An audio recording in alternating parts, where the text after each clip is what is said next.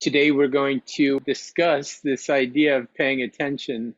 I started the post that I wrote with an old story. It's an old Zen story about a student who was looking for a meditation teacher and had heard about one.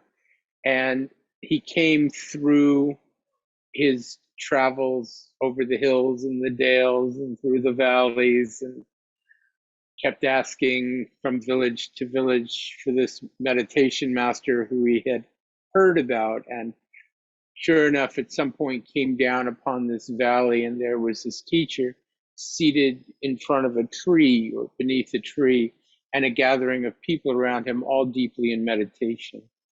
It was all silent, bucolic, quite beautiful, wonderful. And the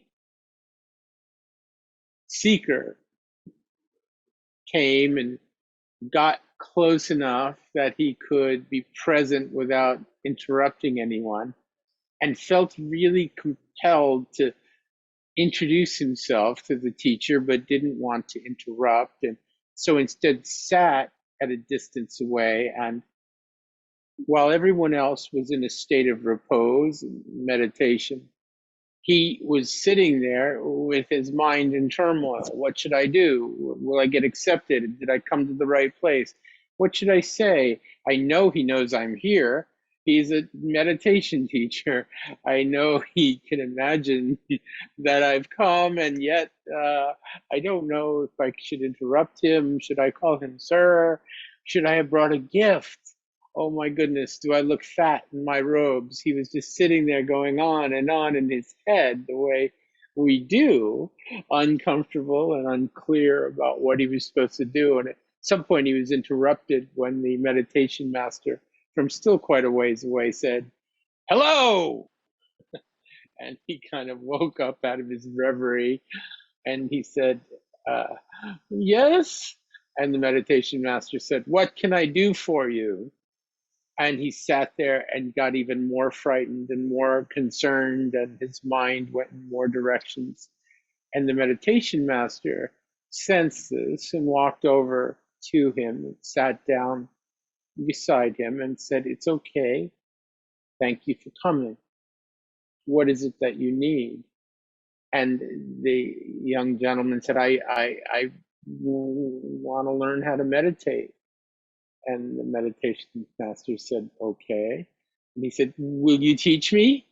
And the meditation master said, "Okay, let's do it right now."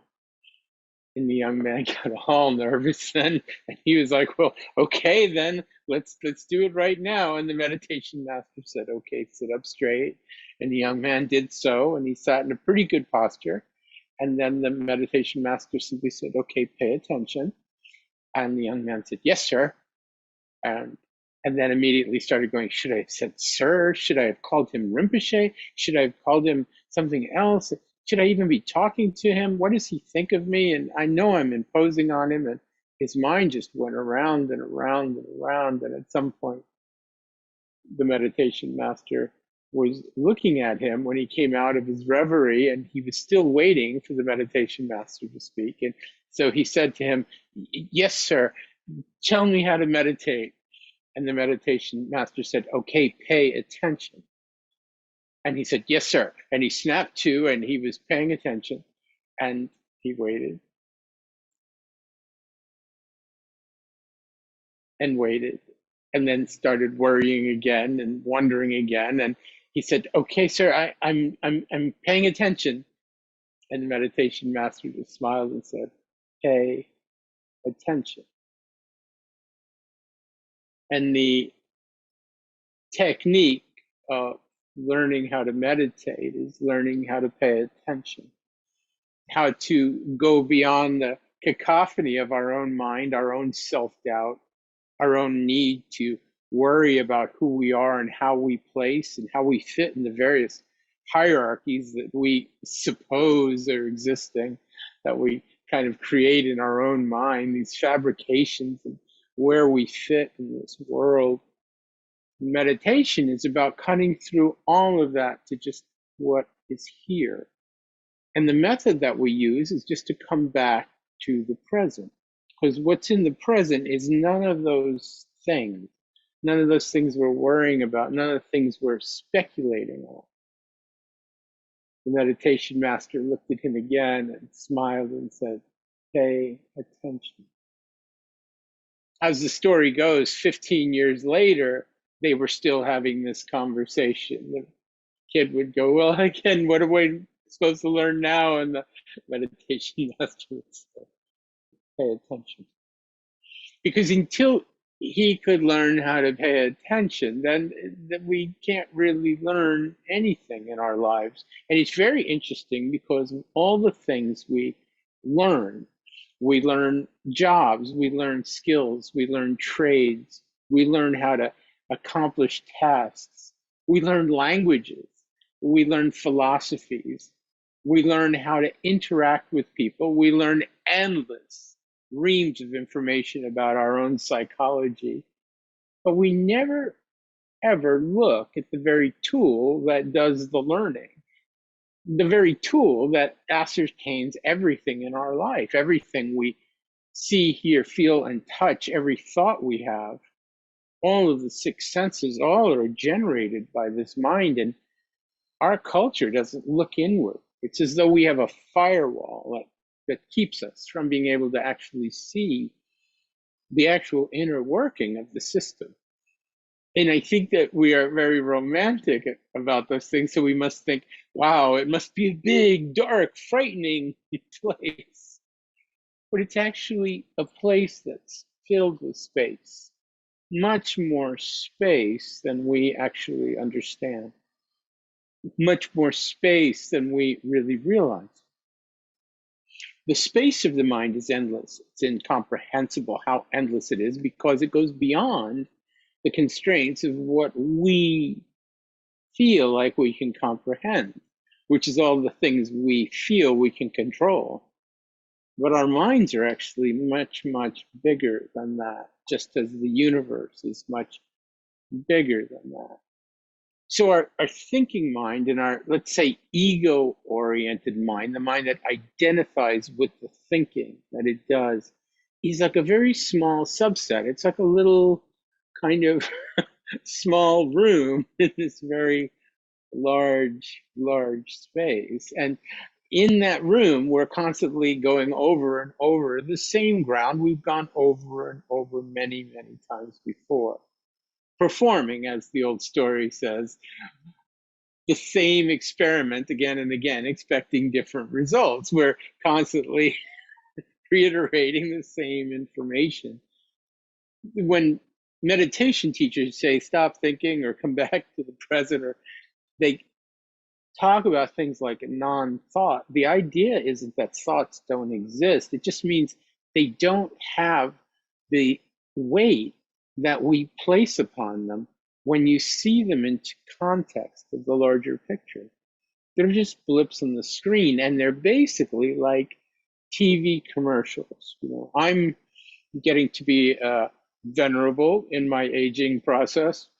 And so I've seen a fair bit of television in my time, and people can talk about all they want, particularly younger generation people that feel like their generation is always the only generation and everything that came before was, you know, dinosaurs and rocks and such. And the fact is, I've been seeing the same sitcoms again and again, the same stories again and again. The CGI, the graphics, the actual production of the commercials is better and of the movies is better. That's all developed, but it's the same old horse meat that we've constantly been feeding ourselves again and again and again. And I'm not saying there's not occasionally something different, or there's not occasionally something very cool, or it's not occasionally fun to just watch the same old stuff again and again. But it's a mistake to believe that our normal thinking, our discursive thinking, is anything but that. It's like echoes of the endless things we've constantly gone over and over and over again in our brain, with occasionally a fresh insight coming in. That fresh insight gives us a little room. And so then our little room incrementally, maybe over time, becomes a little bit bigger because we've noticed a few things. We start to understand gender politics. We start to understand what racism actually is. We start to understand what economic inequality actually is. Perhaps these things help us broaden our scope and we begin to see a larger picture. But we're still in a small room compared to the possibility of the space that we consistent, regular meditation practice, particularly a meditation practice that makes no sense. I'm going to get back to that in a minute. Actually disabuses this idea that we are what we think. I think, therefore I am. Well, Descartes, that's you. I would say I would add a couple of syllables to that maxim and say, Renee, you think, therefore you are thinking. And that's really all that establishes that your mind thinks. But the fact that we see, we know, we feel, and we deeply understand is, I believe, what makes us human. That we care, that our heart could open and that we could touch each other. That's what makes us human. Not these thoughts that are sometimes the same reiterative thoughts again and again. In some meditation traditions, particularly the Zen tradition from which our story came, they don't like to talk at all. They just yell at you if you ask too many questions, you know. So there's great dialogues that used to happen up at Zen Mountain Monastery with John Daido Roshi and his students. I went to one of his lectures. It wasn't this extreme, but they published the Zen Mountain record, and that would come out monthly or something, and there would be transcripts of his talks. It would be funny. There would be a very intelligent question. Sir, what is the nature of reality and how is it reflected by my own thinking? And the answer would be, all of these like consonants and vowels and exclamation points. It was clear that Daido Roshi, who some people thought was a truly, truly awake individual, just would scream at these people. And Trungpa Rinpoche came from a tradition where they had a little more intellectual discourse. He was trained very heavily in a lot of different methodologies, and not the least of which was a stint with Oxford University. So he really understood philosophy and psychology and how to talk to people and had a real value for that. But he also tried to point out the fact that we are not all the things we think, because if we are, then we're just limiting ourselves in this very small way. So his students who were very, very intelligent, he had a way of attracting the smartest and brightest people that were interested in meditation at the time. They typically went to colleges out east, like at Brandeis, and were professors or students, really quite brilliant people who became brilliant teachers themselves. But during the early days, they would ask these long, convoluted questions, you know, like trying to show everyone in the room how intelligent they were and show themselves how intelligent they were. And Trungpa would actually listen very, very patiently, and he would smile and stare at them, and there would be this incredibly long talk.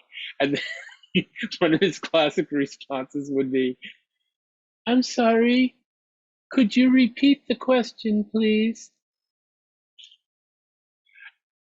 And invariably, or I would say the majority of the time, maybe not invariably, but the majority of the time, the person would go back in and repeat the question.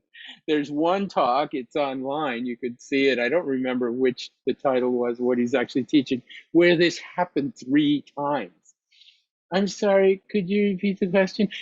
The person was so nervous, "Yes, sir," and then launched into another long thing. And you see what Trungpa Rinpoche was trying to explain, and what I'm trying to very clumsily here convey, is that the thoughts, the logic that we have, we get very attached to, but it's not really sometimes anything other than us telling ourselves that we're still here. Like we're making ourselves feel comfortable or feel angry or feel upset.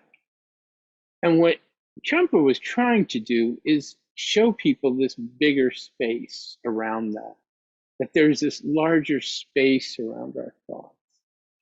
Now, that doesn't mean all our thoughts are wrong or that there's anything wrong with thinking. Not at all.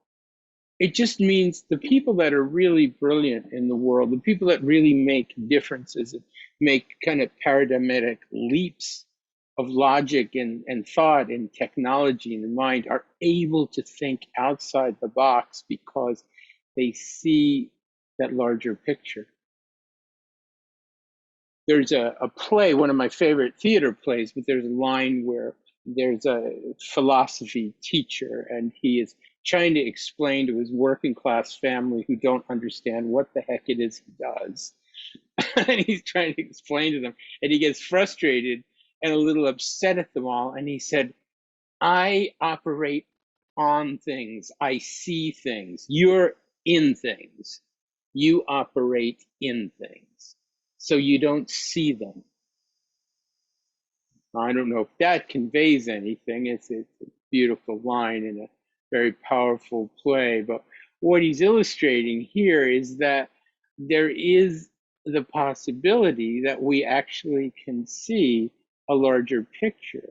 So we maybe look at someone across the room and go, I don't like that person, but we don't actually see that.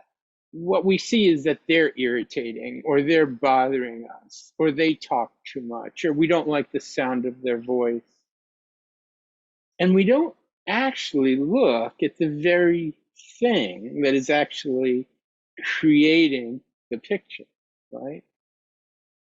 Jane actually, I think it was last week, said that you, or maybe it was in the context of our other study situation, but you talked a little bit about the first step. I think it was in the study group last week on Saturday, that you said the first step is you look at yourself and you go, what's going on here? Did I get enough sleep? You know, I could always look and say, am I over caffeinated? Because that will always lead me to believe my brain very easily, right? As soon as I'm upset at someone else, one way to see the bigger picture is not to argue with that. Maybe you're right. Maybe they are a jerk, or maybe that is a situation. But how can we zoom out, as Reggie Watts would say, the comedian or the humorist Reggie Watts would say, zoom out. When in doubt, zoom out and get a bigger picture. Take the 30,000-foot view, as people say, and just look at the bigger picture here. Oh, and it always includes our own culpability. It's got to, right? Unless we're completely enlightened. And if we were, then we wouldn't have gotten upset probably in the first place. We would be handling things with a big equanimity. If we get upset, it's usually because we have some ego investment involved. And if we have some ego investment involved, it means we're part of the problem. So if I'm upset, I could look at myself and go, well, what is it that's bothering me? And it may not be lack of sleep or too much caffeine. It may well be that I find the other person frightening, or I'm unsettled, or I'm unclear about something. Okay. But that gets me a little closer to the truth than this person is a jerk. Does that make sense? It gets me a little closer to understanding how maybe I can approach the situation in a way that makes sense. If somebody is cruel to me, I could maybe step back from that and go, what's going on in their head? You know, when that's happened to me quite often. I was moving from one location to another, and my cat disappeared while I was moving, and I was very attached to the cat. And I also was not a meditator at this time, and I was a big drinker and a very aggressive little boy, man. And my neighbor, I knocked on their door and said, "Where's my cat?" And like, did you see my cat? And the neighbor just looked at me and said, "Your cat brings cockroaches into the house. I hope your cat is dead." And he screamed at me like that and slammed the door in me.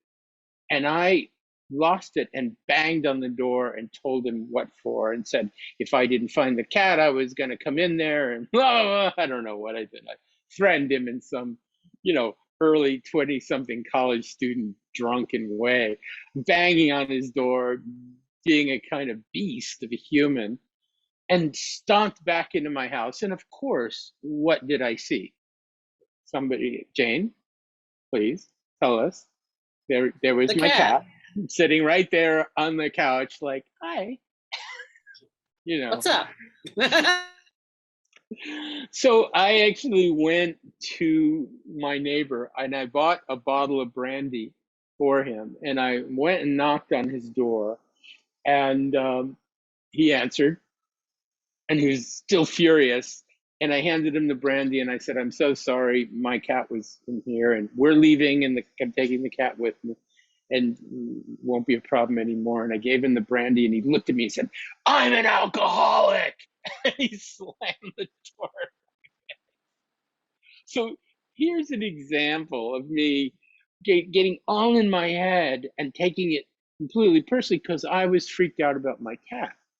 I loved that cat, you know, and I felt responsible for her and should have known. She was smarter than I was. She wasn't going anywhere. She was hiding until I got out. And then I was trying to make it better by not actually paying attention to the other person. You see what I mean? I wasn't doing anything but playing all these games because I was believing my brain. Now, I wish I could tell you this is an isolated story, but these kinds of stories, and maybe with less degrees of aggression and angst, and particularly when I started meditating, they mellowed, but I still continually believed my mind and got stuck in these scenarios that were completely combative and didn't need to be so. I could just simply step back. And as Zigar Control Rinpoche told me, and I've relayed this story before, when I kept telling him I had all these resistances to meditation practice, and he said, "Just stop struggling." And I asked him again, just like Trumpa students would ask, "Yes, but what do you mean stop struggling? Do you mean should I not practice, or should I practice?" Or I was even thinking of getting drunk before I practiced just to see if it relaxed me and all of this stuff, right? And he just looked at me again and said, "Just stop struggling." And I tried it one more time, and finally he looked at me, and the whole room actually in unison said, "Stop struggling." Because I was the only one that didn't see that I was in there punching my way through a paper bag of my own projections, you know, that none of it was real, that all I had to do was relax and encourage myself to practice, like just relax into the momentum of it rather than force myself into it. And if I couldn't do that, yeah, then I could relax and not practice. Stop struggling. Learn to see the bigger view. Learn to see the larger picture by just stepping back and allowing a little space. And that space happens with meditation practice. And all we have to do, and this is where I'll end this talk today, is to just be very naive about our instructions. Just follow the instructions, come back to the breath. And the big thinking mind goes, "Yeah, well, what does that mean? I mean, does that mean that I'm regarding my thoughts or am I not regarding my thoughts?" Just come back to the breath. "Yeah, but if I do that, will I blah, blah, blah, blah, blah." Listen, just come back to the breath. And it's that razor of coming back to the simplicity of the present moment, like Occam's razor, cutting back to the simplest proposition. The simplest proposition is just now. What's here right now? And what begins to happen is we're retraining the mind to stop running off into all these theories and to learn how to just pay attention by catching our thoughts and coming back to the breath again and again and again. And if it feels fruitless, so much the better. If it feels senseless, so much the better. And if it's boring, so much the better. Because all of those things, fruitfulness, excitement, are all ego ways to not pay attention. Because most of the time, if we're going to pay attention, our world is very flat and very ordinary and just what it is right here. And if we want to be meditators with a stable meditation practice, our work is to develop our resiliency to be able to be there with that ordinary, boring breath after the next breath. That's what gives us this profound sense of space that allows the mind to operate more effectively and efficiently. It's not thinking out of panic, trying to figure things out. It's working from the base of serenity and that ordinary space of openness that meditation begins to cultivate within us. And then we just see. We see what we need to do next. It all becomes a little more clear. And I could say, in my personal experience, that happens.